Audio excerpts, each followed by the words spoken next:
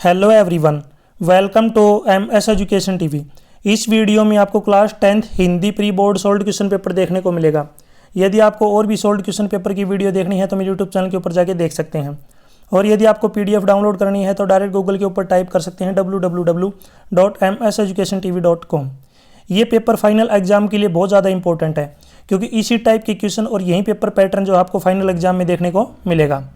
सबसे ऊपर यहाँ पे आप देख सकते हैं बोर्ड पूर्व परीक्षा 2024, विषय हिंदी कक्षा 10वीं, समय 3 घंटे, पूर्णांक 80। नीचे यहाँ पे देखिए कुछ इंस्ट्रक्शन दिए गए हैं, निर्देश। सभी प्रश्न अनिवार्य हैं, यानी कि जितने भी क्वेश्चन दिए गए हैं वो सभी आपको करने जरूरी हैं। सेकंड पॉइंट है शुद्ध, सार्थक तथा तर्कसंगत उत्तरों को उचित अधिमान दिया जाएगा। वर्तनीगत अशुद्धियों और विषयांतर की स्थिति में कम या शून्य अंक दिया जा सकता है। यानी कि यदि आप शुद्ध लिखेंगे, सार्थक लिखेंगे और तर्कसंगत यानी कि जो क्वेश्चन में पूछा गया है उसी रिलेटेड लिखेंगे तो आपको अच्छे नंबर मिलेंगे। यदि आप वर्तनीगत यानी कि कुछ लिखने में अशुद्धि वगैरह करते हैं या विषय से हटके कोई चीज़ लिखते हैं तो उसके लिए आपके जो नंबर काटे जाएंगे। इसमें सबसे पहला देखिए खंड क। इसमें यहाँ पे देखिए 2-2 नंबर के जो है 7 क्वेश्चन है, यानी कि टोटल जो सेक्शन यहाँ पे आप देख सकते हैं आपके जो है 14 नंबर के जो है पार्ट दिए गए हैं। यानी कि जो पहला क्वेश्चन है आपका टोटल 14 नंबर का रहेगा, यानी कि 2-2 नंबर के 7। सबसे पहले की बात करें तो देखिए ऊपर लिखा हुआ है प्रश्न 1, निम्नलिखित प्रश्नों के यथा निर्दिष्ट उत्तर दीजिए। तो इसमें सबसे पहला क्वेश्चन है कह, तत्पुरुष समास की परिभाषा उदाहरण सहित लिखिए। तो इसका आंसर है समास का वह रूप जिसमें द्वितीय पद या उत्तर पद प्रधान हो उसे तत्पुरुष समास कहते हैं। समास करते समय बीच की विभक्ति का लोप हो जाता है। उदाहरण के लिए जल धारा, जल की धारा, देशभक्ति, देश के लिए भक्ति। नेक्स्ट क्वेश्चन ख का देखिए यहाँ पे इसमें पूछा गया है उल्लास और उज्जवल शब्दों का संधि विच्छेद कीजिए। सबसे पहले बात कर लेते हैं, देखिए उल्लास, यहाँ पे मैं आपको दिखाता हूँ। उल्लास का जो है बनेगा आपका उत प्लस लास, ठीक है। और तय के नीचे हलंत है, आपको याद रखना है, उत प्लस में लास। नेक्स्ट अगर हम बात करें यहाँ पे उज्जवल, उज्जवल का बनेगा उत प्लस जवल। ये जो संधि जो है विच्छेद रहेंगे उज्जवल का। नेक्स्ट है मूल शब्द व उपसर्ग अलग कीजिए। और यहाँ पे शब्द दिए गए हैं प्रत्येक और अनिच्छा। अगर हम प्रत्येक की बात करें तो प्रत्येक का यहाँ पे बनेगा प्रति प्लस में एक, यानी कि इसमें जो मूल शब्द है ये आपका एक है और जो प्रत्यय जो उपसर्ग है ये है प्रति। उपसर्ग होता है किसी शब्द के पहले लगता है। नेक्स्ट अगर अनिच्छा की बात करें तो इसका बनेगा अन उपसर्ग प्लस में इच्छा, ये जो है मूल शब्द रहेगा इच्छा। नेक्स्ट क्वेश्चन है वाक्य की परिभाषा देकर रचना के आधार पर भेदों के नाम लिखिए। एक विचार को पूर्णता से प्रकट करने वाले शब्द समूह को वाक्य कहते हैं। जैसे अशोक पुस्तक पढ़ता है। रचना के आधार पर वाक्य के 3 प्रकार के होते हैं, सरल वाक्य, संयुक्त वाक्य, मिश्र वाक्य। नेक्स्ट क्वेश्चन, मुहावरों का अर्थ बताकर वाक्य में प्रयोग कीजिए। तो इसमें सबसे पहला मुहावरा है आग उगलना, यानी कि कड़वी बात कहना। रमेश हमेशा जो है आग उगलता रहता है। नेक्स्ट मुहावरा है आसमान सिर पर उठाना, यानी कि अधिक शोर करना। टीचर की कक्षा से जाते ही बच्चों ने आसमान सिर पर उठा लिया। नेक्स्ट च पार्ट में देखिए, च पार्ट में 2 क्वेश्चन पूछे गए हैं। पहला है यमक अलंकार की परिभाषा दीजिए। तो जिस वाक्य में एक ही शब्द की बार बार पुनरावृत्ति होती है लेकिन हर बार उसका अर्थ अलग अलग होता है उसे यमक अलंकार कहते हैं। जैसे कनक कनक ते 100 गुनी मादकता दिखाए। इस वाक्य में एक यानी कि कनक सोना है और दूसरा जो कनक है धतूरा। इसी में सेकंड पार्ट है च में दोहा छंद की परिभाषा दीजिए। तो दोहा एक अर्ध सममात्रिक छंद है। इसके प्रथम तथा तृतीय चरण में 13-13 तथा द्वितीय और चतुर्थ चरण में 11-11 मात्राएं होती हैं। द्वितीय एवं चतुर्थ चरण के अंत में गुरु लघु वर्ण आते हैं। जैसे यथा तुलसी सा संसार में मिलियो सब सो धाये, ना जाने किस रूप में नारायण मिल जाए। नेक्स्ट है 6 पार्ट, वाच्य किसे कहते हैं, इसके भेदों के नाम लिखिए। तो क्रिया के जिस रूप से यह पता चले कि वाक्य में क्रिया को मूल रूप से चलाने वाला कर्ता है, कर्म है या भाव है, उसे वाच्य कहते हैं। जैसे राम ने खाना खाया। इसमें देखिए सेकंड क्वेश्चन, निम्नलिखित में से किसी एक विषय पर निबंध लिखना है। तो यहाँ पे देखिए आपको जो है निबंध लिखना है किसी एक विषय के ऊपर। टॉपिक दे रखे हैं करत करत अभ्यास के जड़मती हो सुजान। नेक्स्ट है विद्यार्थी और अनुशासन, विज्ञान की देन, राष्ट्रीय एकता और प्रदूषण की समस्या। तो ये आप जो है अपने विवेकानुसार खुद कर सकते हैं। बाकी फिर भी आप मुझे जरूर कमेंट सेक्शन में बताएं अगर इनमें से अगर आपको निबंध करना पड़े तो कौन सा निबंध आपको जो अच्छे से आता है, जिसमें आपका इंटरेस्ट है, कमेंट सेक्शन में बताएं। नेक्स्ट क्वेश्चन की बात करें, क्वेश्चन नंबर 3, ये जो 5 नंबर का है, दोनों में से एक करना है। क्वेश्चन क्या है कि अपने विद्यालय के पुस्तकालय को और अधिक उपयोगी बनाने हेतु सुझाव देते हुए प्रधानाचार्य को पत्र लिखें। इसी के अथवा में है व्यायाम के महत्व को बताते हुए अपने मित्र को पत्र लिखें। दोनों में से आपको एक करना है। बाकी मैं अलग से वीडियो प्रोवाइड करवाऊंगा कंप्लीट सॉल्यूशन के साथ, जिसमें आपको आंसर भी साथ देखने को मिलेंगे। अभी थोड़े से लेंथी क्वेश्चन है। Next question 4। उससे पहले यहाँ पे देखिए खंड ख स्टार्ट हो चुका है। इसमें क्वेश्चन 4 है, क्षितिज भाग 2 काव्य खंड के आधार पर निम्नलिखित बहुविकल्प या प्रश्नों के उचित विकल्प चुनकर उत्तर पुस्तिका में लिखिए। ये जो है 6 नंबर के क्वेश्चन, यानी कि एक नंबर के 6 क्वेश्चन। तो इसमें सबसे पहला क्वेश्चन अपने पास पूछा गया है, मारे हरी हारिल की लकड़ी, यह कथन किसका है? तो यह कथन किसका है? गोपियों का। ख option right. Next question, Ram Lakshman Parshuram संवाद कविता की भाषा है, तो इसकी जो भाषा है वो है अवधी। क ऑप्शन राइट। क्वेश्चन 3, गागर रीति से कवि किसके खालीपन की बात कह रहा है? तो किसके खालीपन की है? मन की। ख ऑप्शन राइट। क्वेश्चन 4, अट नहीं रही कविता में पाट पाट पर क्या बिखरी है? तो क्या जो है पाट पाट पर जो है 100 बांसुरी बिखरी है, तो इसमें ग ऑप्शन राइट होगा। क्वेश्चन 5, कवि को बच्चे की मधुर मुस्कान से किसने परिचित कराया? तो यह पत्नी ने। इसका राइट आंसर हो जाएगा पत्नी ने। क्या ऑप्शन राइट। क्वेश्चन 6, संगतकार कविता किसकी रचना है? संगतकार जो कविता है ये मंगलेश डबराल की रचना है। नेक्स्ट है क्वेश्चन 5। तो इसमें देखिए ये भी जो 5 नंबर का है, निम्नलिखित वाक्यांश काव्यांश को पढ़कर पूछे गए प्रश्नों के उत्तर दीजिए। तो इसमें काव्यांश दिया गया है, बीएसी लखनऊ बोले मृदु बानी, अहो मुनीसु महाबटमानी, पुनी पुनी मोही देखाओ कुठारू, चहत उड़ावन फुकी पहारू। तो इसमें रिलेटेड पहला क्वेश्चन है, इस काव्यांश के कवि व कविता का नाम लिखिए। तो सबसे पहले देखिए बात कर लेते हैं यहाँ पे कवि। तो इसमें जो कवि का नाम है ये है तुलसीदास, और कविता का नाम है राम लक्ष्मण परशुराम संवाद। नेक्स्ट है बीएसी का क्या अर्थ है? तो बीएसी का अर्थ होता है हंसकर, हंसकर। नेक्स्ट है कुठारू कौन दिखा रहा है? परशुराम। फुकी से पहाड़ कौन उड़ाना चाहता है? परशुराम। पुनी पुनी का क्या अर्थ है? पुनी पुनी का अर्थ होता है बार बार। नेक्स्ट है क्वेश्चन 6, ये भी जो आपका 4 नंबर का रहेगा। ये निम्नलिखित काव्यांश की सप्रसंग व्याख्या कीजिए। तो ये काव्यांश दिया गया, कहीं सांस लेते हो घर घर भर देते हो, उड़ने को नभ में तुम पर कर देते हो। सबसे पहले प्रसंग की बात करें तो प्रस्तुत काव्यांश हमारी हिंदी की पाठ्य पुस्तक क्षितिज भाग 2 में संकलित अट नहीं रही है कविता से अवतरित है। इसके रचयिता सूर्यकांत त्रिपाठी निराला जी हैं। व्याख्या इसकी आप खुद कर सकते हैं। क्वेश्चन 7 देखिए यहाँ पे, क्वेश्चन 7 में 2 पार्ट हैं, क और ख। पहला जो पार्ट है 3 नंबर का है, दूसरा 2 नंबर का है। पहले ऊपर वाले क्वेश्चन को डिस्कस कर लेते हैं। संगतकार कविता के कवि की का साहित्य परिचय लिखिए। तो देखिए संगतकार कविता के कवि मंगलेश डबराल जी हैं। मंगलेश की कविताओं में सामंती बोध एवं पूंजीवादी छल छदम दोनों का प्रतिकार है। वे यह प्रतिकार किसी शोर शराबे के साथ नहीं बल्कि प्रतिपक्ष में एक सुंदर सपना रच करते हैं। इसलिए प्रतिपक्ष का कवि, उन्हें जो है प्रतिपक्ष का जो है कवि कहा जाता है। उनकी जो है अगर बात करें यहाँ पे, उनकी का बरस नाम में नहीं कविता जो है सभी जो है विशेषताएं देखी जा सकती है। मंगलेश जब डबराल की अगर भाषा की यहाँ पे बात करें तो उनकी जो भाषा है वो क्या है? बिल्कुल सरल, सहज और साहित्यिक हिंदी है। उनके साहित्य में संस्कृत शब्दावली का भी जो प्रयोग किया गया है। नेक्स्ट है, श्री राम ने परशुराम के क्रोध को शांत करने के लिए क्या किया? ये 2 नंबर का क्वेश्चन है। श्री राम ने जो है परशुराम के क्रोध करने पर श्री राम ने धीरज से काम लिया।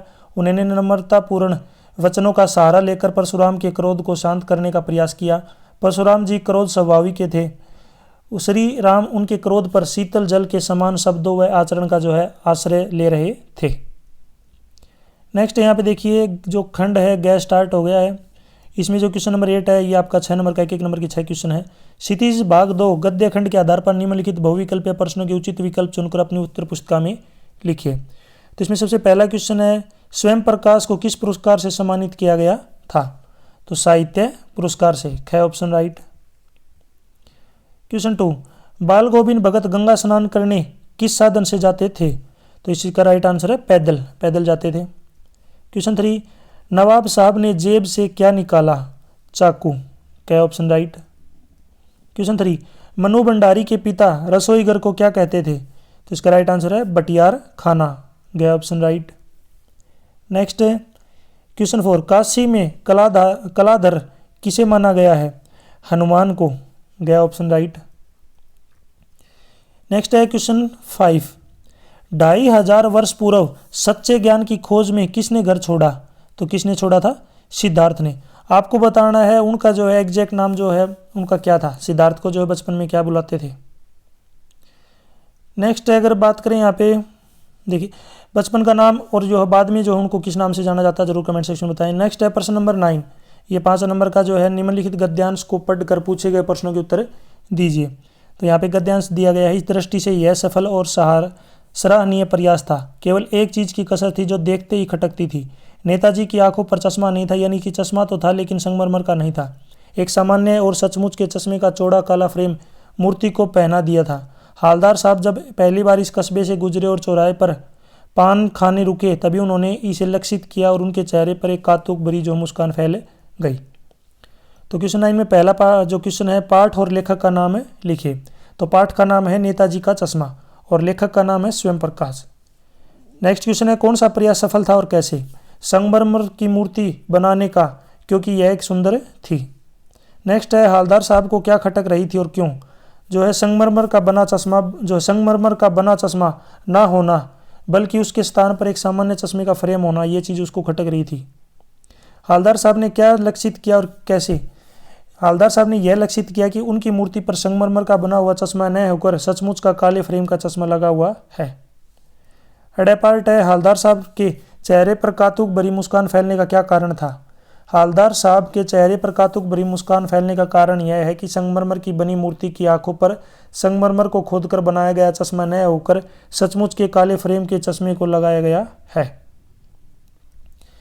क्वेश्चन 10 में देखिए, यहाँ पे क्वेश्चन 10 है कि यशपाल और यतीन्द्र मिश्र में से किसी एक लेखक का जीवन परिचय देते उनकी साहित्यिक विशेषताओं, रचनाओं और भाषा शैली पर प्रकाश डालिए। 5 नंबर का दोनों में से आपको जो है करना है, जो भी आपको ठीक लगे, क्योंकि यहाँ पे अथवा दिया गया है। इसकी जो साहित्य परिचय जो है इनके लेखक परिचय वगैरह इनकी मैंने अलग से वीडियो बना रखी है पहले से ही, मेरे यूट्यूब चैनल के ऊपर जाके देख सकते हैं। क्वेश्चन नंबर 11 देखिए, इसमें 2 पार्ट हैं, एक ऊपर 2 नंबर का, नीचे वाला भी 2 नंबर का। ऊपर वाला क्वेश्चन है, पुत्र के मरने के पश्चात बाल गोविंद भगत पुत्र वधू को उसके घर क्यों भेजना चाहते थे? तो देखिए इसका आंसर है, बाल गोविंद भगत ने पुत्र के श्राद्ध की अवधि पूरी होने के बाद अपनी पुत्र वधू को उसके घर पर भेज दिया था। उनकी जाति में पुनर्विवाह की अनुमति थी। वे अपने घर में जवान विधवा को नहीं रखना चाहते थे। वे नहीं चाहते थे कि वह उनके कारण उनके अपने मन को जो है मारकर उनके साथ रहें। इसी में नेक्स्ट है, वास्तविक अर्थ में संस्कृत व्यक्ति किसे कहा जाता है? तो जो व्यक्ति अपनी बुद्धि अथवा विवेक से किसी नए तथ्य का दर्शन करता है वही वास्तव में संस्कृत व्यक्ति कहलाता है।